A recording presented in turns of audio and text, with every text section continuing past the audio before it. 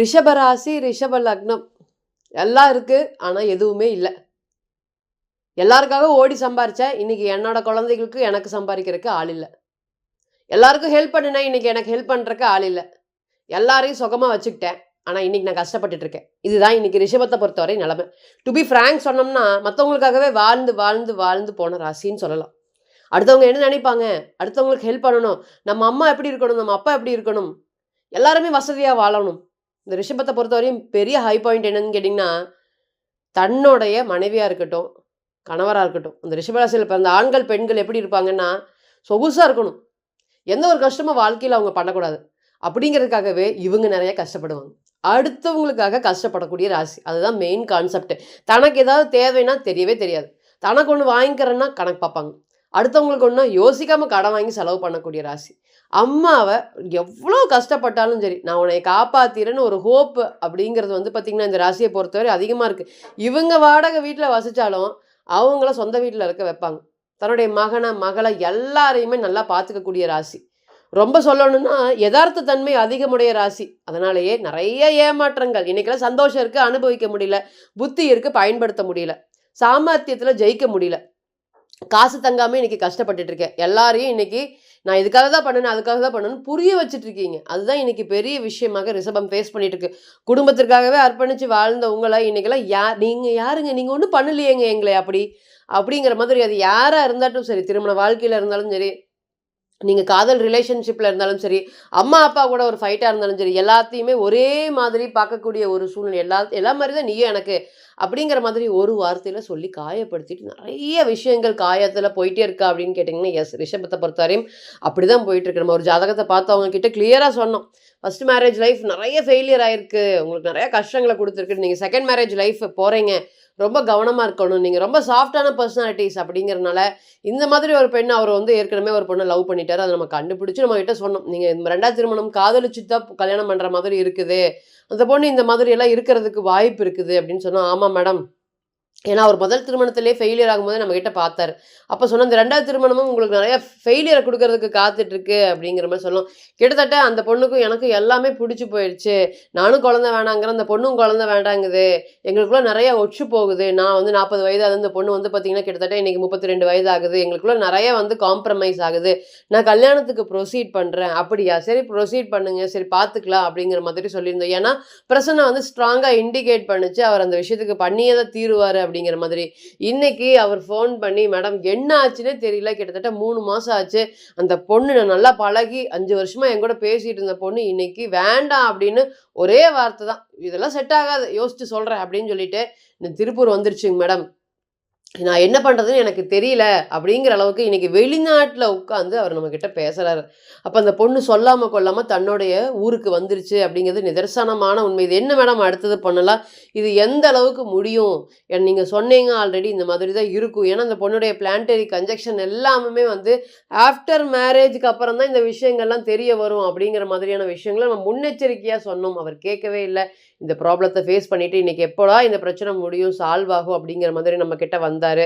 Wait பண்ணுங்க இந்த காலம் வரையும் அப்படிங்கிற சொல்லியிருந்தோம். ஏன்னா அவர் ரிஷபம் அப்படிங்கிறது அவ்வளோ சீக்கிரம் வந்து இதுக்கு முன்னாடி நடந்த மேரேஜும் அப்படிதான். அவங்க சைட்ல இருந்து அதிகமா புஷ் பண்ணியிருக்காரு தவிர்த்து, இவர் வந்து மனைவி வேணும் அப்படிங்கிறத நின்றுருக்காரு. இப்பவும் வந்து பார்த்தீங்கன்னா, என்ன நடந்ததுன்னு தெரியாமயே வலி பிதுங்கி நிற்கிறாரு.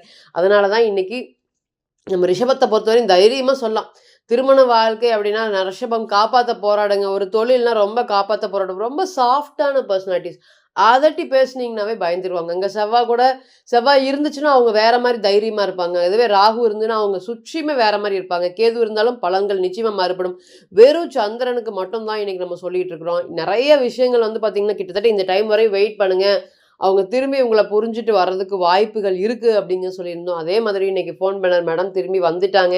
அவங்களுக்கு ஒரு வேலைக்கு பிடிச்சு கொடுக்கலான்ட்டு இருக்கோம். எப்போ வேலை கிடைக்கும்னு சொல்லுங்க மேடம் அப்படிங்கிற மாதிரியான சூழ்நிலை. இந்த பிரச்சனைகள் கிட்டத்தட்ட 6 to 8 மாத காலங்கள் வரையும் ஆகும் அப்படிங்கிறத நம்ம ஜாதகத்தை பார்த்து நம்ம சொல்லியிருந்தோம். இதுக்கு எல்லாத்துக்குமே என்ன ஒரு விஷயம் அப்படின்னா, பிறந்த கால ஜாதகம் இருக்கும்போது எந்தெந்த விஷயங்கள்ல, எந்தெந்த காலங்கள், எந்தெந்த விஷயங்கள்லாம் நடக்கிறதுக்கு, நடக்காம போறதுக்கு வாய்ப்பு இருக்கு. எதெல்லாம் நமக்கு வந்து பார்த்தீங்கன்னா எதெல்லாம் வந்து நம்ம டோன்ட் டூ, எதெல்லாமே பண்ணக்கூடாது. எந்த ஒரு விஷயத்த நம்ம எக்ஸ்ட்ரீம் வரையும் போலாம். எதுல நமக்கு வெற்றி காத்துட்டு இருக்கு. காதலா அந்த காதலோட எல்லை எவ்வளவு?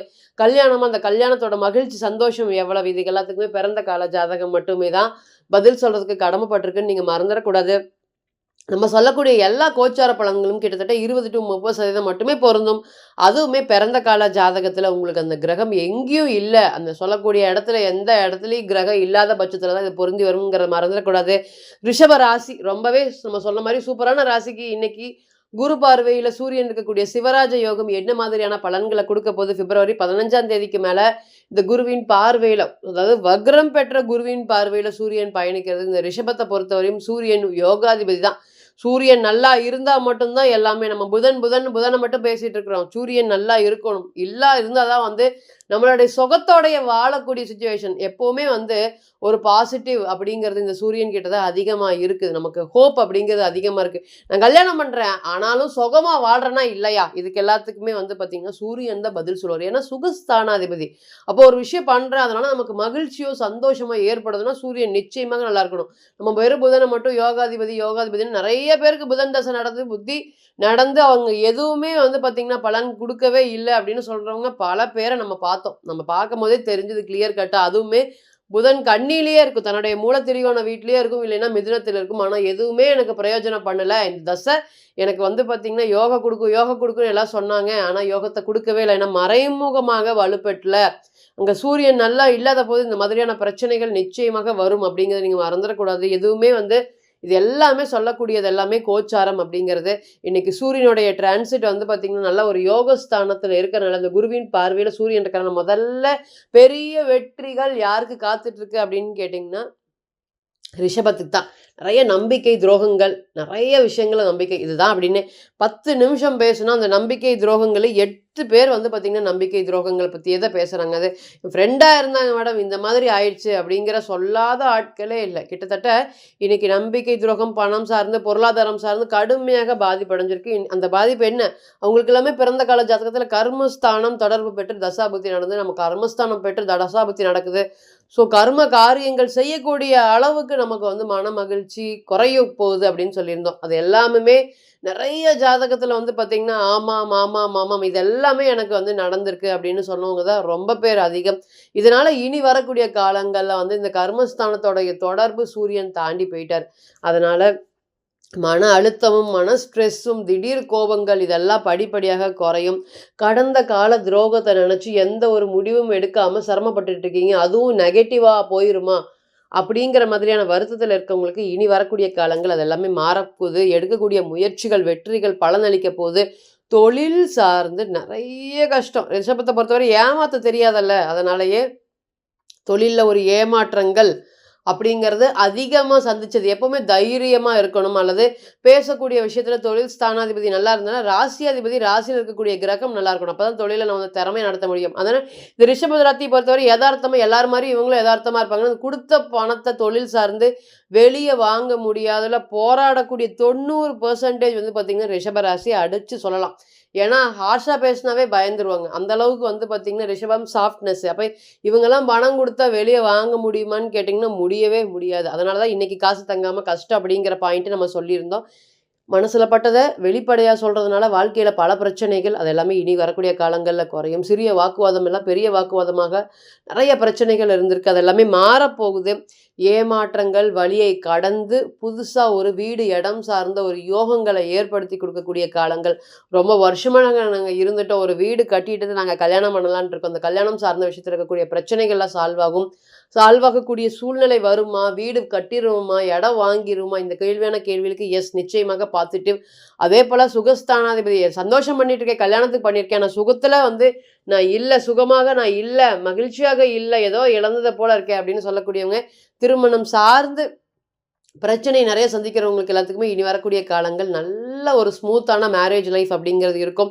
நிறைய அலையன்ஸ் பார்த்துட்டு இருக்கோம். இந்த ரிஷபத்தை பொறுத்தவரையும் சனி 7ல விருச்சிக ராசியில தன்னுடைய சுயஸ்டார்ல வந்து அனுஷத்துல இருக்கவங்க எல்லாருக்குமே திருமணம் அப்படிங்கிறது ரொம்பவே எட்டா கனியாக இருக்கு. அது எல்லாமே இனி திருமணம் நிறைய அலையன்ஸ் பார்த்துட்டோம். என்ன பிரச்சனைன்னு தெரியல. வரவங்க எல்லாருமே ஏதாவது ஒண்ணு சொல்லிட்டு போறாங்க. இனி அதெல்லாமே மாறுமா? நல்ல ஒரு அலையன்ஸ் வருமா? எஸ், நிச்சயமாக இந்த கேள்விக்கு பதில் சொல்லக்கூடிய விதமாக நல்ல ஒரு அலையன்ஸும் நல்ல ஒரு திருமண வாழ்க்கையும், ஏற்கனவே திருமணம் சார்ந்த பிரச்சனை இருக்கிறவங்களுக்கும் பிரச்சனை குறைதும், காதலுக்காக போராடிட்டு இருக்கக்கூடிய ராசியும் ரிஷபம் தாங்க. அந்த காதல்ல வந்து சக்சஸ் பண்ண முடியலன்னு அனுதினமும் வெறுமையோட சுத்திட்டு இருக்கக்கூடிய ராசியும் ரிஷபம் தான். அது எல்லாமே இனி வரக்கூடிய காலங்கள்ல மாறப்போகுது. பொருளாதாரம் சார்ந்த முன்னேற்றங்கள் நிறைய வர்றதுக்கு காத்துட்டு இருக்கு அப்படிங்கிறத நீங்க மறந்துடக்கூடாது. நம்ம முன்ன சொன்ன மாதிரி இது எல்லாமே தரக்கூடிய பலன்கள் தான். ஒரு கிரகம் அல்லது 2 கிரகத்தை மட்டுமே வச்சுட்டு பேசுறோம். பிறந்த கால ஜாதகத்துல உங்களுக்கு என்ன தசை, உங்களுக்கு என்ன புத்தி, உங்களுடைய கன்ஜெக்ஷன் லெவல் என்ன, நடக்கக்கூடிய தசையோடைய ஆரம்ப பாயிண்ட், அது எல்லாமே என்ன சாரத்துல நிக்குது, நவாம்சத்தோடைய நிலைமை என்ன, இதுக்கு எல்லாத்துக்குமே பிறந்த கால ஜாதகம் தான் பதில் சொல்றதுக்கு கடமைப்பட்டிருக்கு. ஸோ தனிப்பட்ட ஜாதகத்தை நீங்க ஆலோசனை பண்ணினா மட்டும்தான் உங்களுக்கு ஒரு சரியான கிளியர் பாயிண்ட் அப்படிங்கிறது கிடைக்கும். நீங்க ஆலோசனை பண்ண விருப்பப்பட்டீங்கன்னா கீழே இருக்கக்கூடிய நம்பருக்கு கான்டாக்ட் பண்ணுங்க. நான் வணங்கக்கூடிய நரசிம்மர் உங்க எல்லாருக்குமே நல்ல வளமான வாழ்க்கையை ஏற்படுத்தி தர நான் நிச்சயமா பிரார்த்தனை பண்ணிக்கிறேன். மீண்டும் ஒரு பதிவில் உங்களெல்லாம் சந்திக்கும் வரை உங்களிடமிருந்து விடைபெறுவது உங்கள் அஸ்ட்ரோ புவனேஸ்வரி. நன்றி, வணக்கம்.